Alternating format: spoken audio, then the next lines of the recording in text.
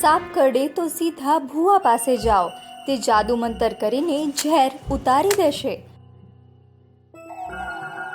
ખોટું.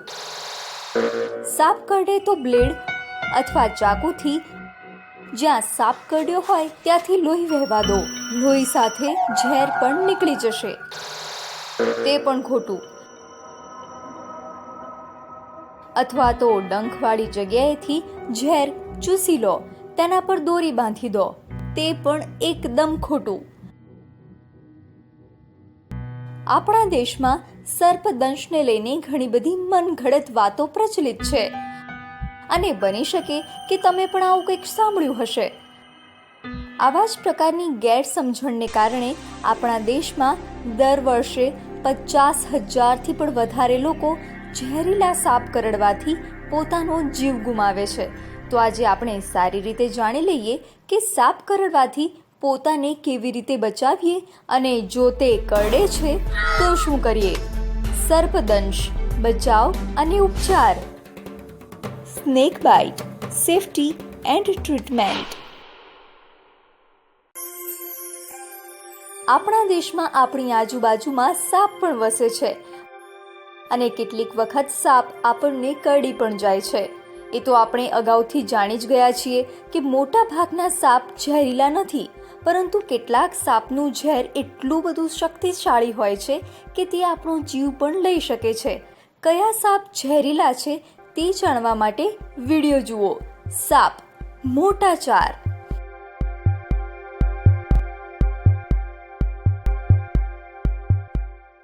સાપ માંસાહારી છે. ઝેરીલા સાપોનું ઝેર ખોરાકનો શિકાર અને તેને પચાવવામાં કામ આવે છે. ઝેર એક પ્રકારનું રસાયણ છે અને જો આપણા લોહીમાં પહોંચી જાય તો શરીરમાં ખૂબ જ ગંભીર પરિણામ આવી શકે છે. જીવ પણ જઈ શકે છે.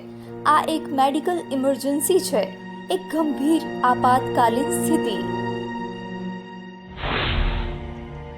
તો પહેલા જાણીશું કે સાપ કરડે નહીં તે માટે આપણે બચાવમાં શું કરી શકીએ.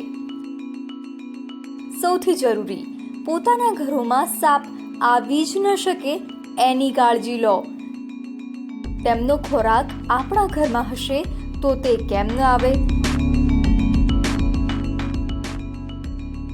ઉંદરોને રહેવા ના દો, કેમ કે જ્યાં ઉંદર હોય ત્યાં સાપ પણ.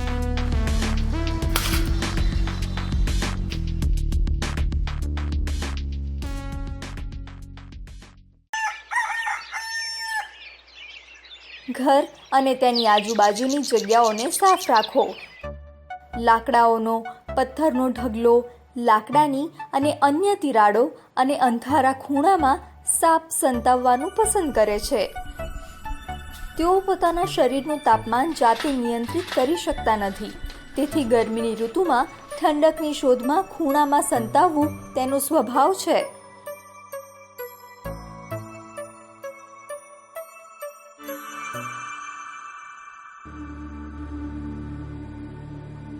ક્યાંય પણ હાથ અંદર નાખતા પહેલા અથવા પગ મૂકતા પહેલા એક વખત નજર કરી લો કે ક્યાંક સાપ તો નથી ને.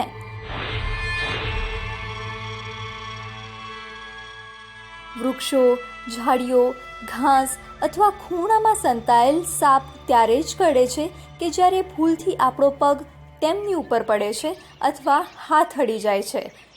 ખેતરોમાં કામ કરતી વખતે પ્લાસ્ટિકના બૂટ પહેરો.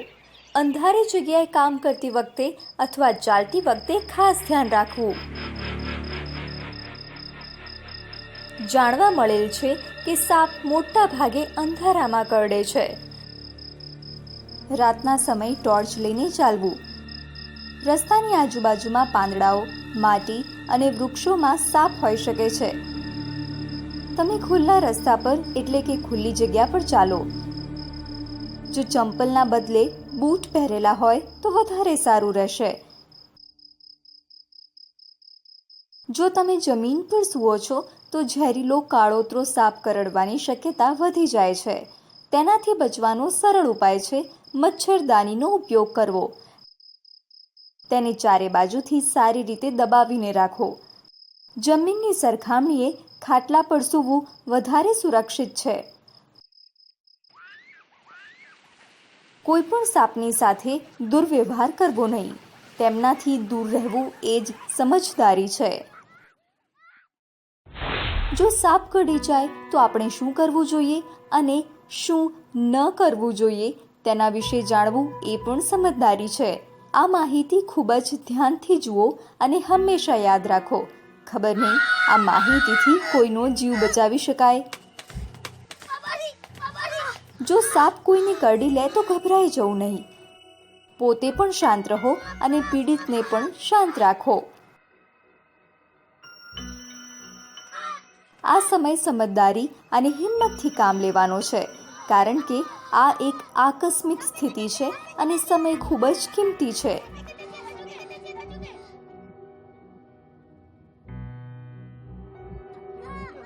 યાદ રાખો કે મોટા ભાગના સાપ ઝેરીલા હોતા નથી. ઝેરીલા સાપ પણ કરડતી વખતે હંમેશા ઝેર છોડતા નથી.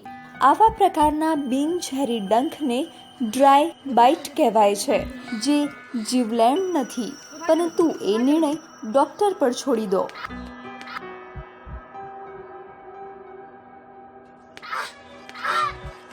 સર્પદંશથી પીડિતને આમ તેમ ભાગવા ના દો. એને એક જગ્યાએ સ્થિર કરો. જે અંગ પર સર્પદંશ થયેલ છે તેને પણ હલાવો નહીં. હલવા ચાલવાથી રક્ત સંચાર વધે છે અને ઝેર વધારે ઝડપથી શરીરમાં ફેલાઈ જાય છે. તરત જ એમ્બ્યુલન્સને બોલાવો.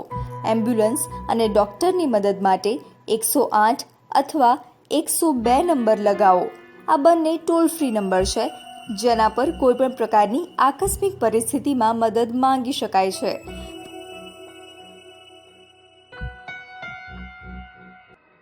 પરંતુ જો કોઈ કારણે તેને આવવામાં મોડું થાય તો તરત જ સમય પસાર કર્યા વિના નજીકની સરકારી હોસ્પિટલમાં પહોંચી જાઓ. તમારા નજીકના ડૉક્ટર અને એમ્બ્યુલન્સનો નંબર તમારી પાસે ચોક્કસપણે રાખો.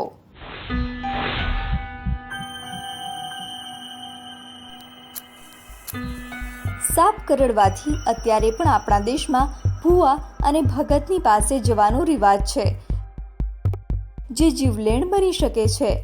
જો શરીરમાં સાપનું ઝેર ગયું હોય તો કોઈ પણ જાદુ મંતર અથવા જડીબુટી કામ કરશે નહીં.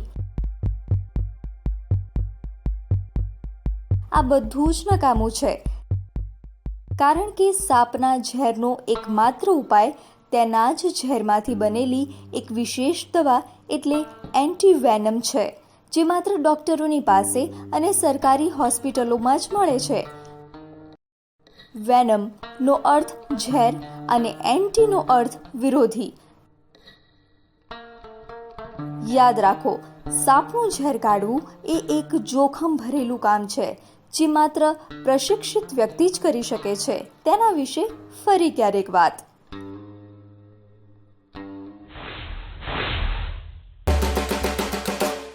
ઘણા બધા લોકો સાપ કરડે ત્યારે ત્યાં ચાકુ અથવા બ્લેડથી કાપીને લોહી વહેવા દે છે.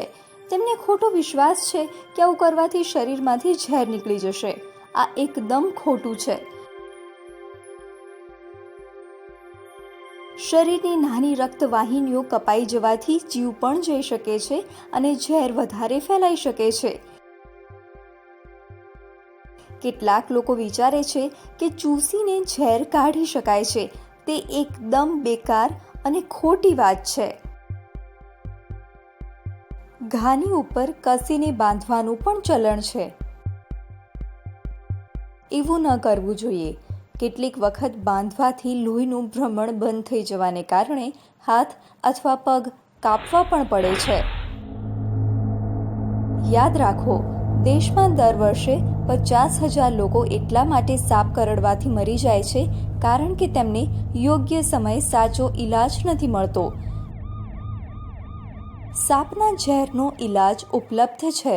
જરૂરી છે તાત્કાલિક સાચું પગલું ભરવું. હવે તમારે માટે કાર્ય. તમારા નજીકના સ્વાસ્થ્ય કેન્દ્રમાં જઈને ડૉક્ટરો સાથે આ વિષય પર વાતચીત કરો. ત્યાં એન્ટીવેનમ છે કે નહીં તે જાણો. સાપના ઝેરમાંથી એન્ટીવેનમ કેવી રીતે બનાવવામાં આવે છે તે પણ માહિતી મેળવો. તમારા આ સર્વેનો આવી રીતે ચાર્ટ બનાવો. તમારું નામ, ગામનું નામ, સૌથી નજીકનું સ્વાસ્થ્ય સુવિધા કેન્દ્ર, સરકારી હોસ્પિટલ, પ્રાથમિક આરોગ્ય કેન્દ્ર, ખાનગી હોસ્પિટલ અથવા દવાખાનું. આ સ્વાસ્થ્ય સુવિધા તમારા ઘરથી કેટલે દૂર છે? ત્યાં એન્ટીવેનમ ઉપલબ્ધ છે કે નહીં? જો ઉપલબ્ધ છે તો કેટલા? જે વ્યક્તિ પાસેથી તમને માહિતી મળી છે તેમનું નામ અને હોદ્દો. આ માહિતી શેર કરો. યાદ રાખો કે સર્પદંશ આપણી પોતાની સમસ્યા છે. હંમેશા સાવધાન રહો, સુરક્ષિત રહો.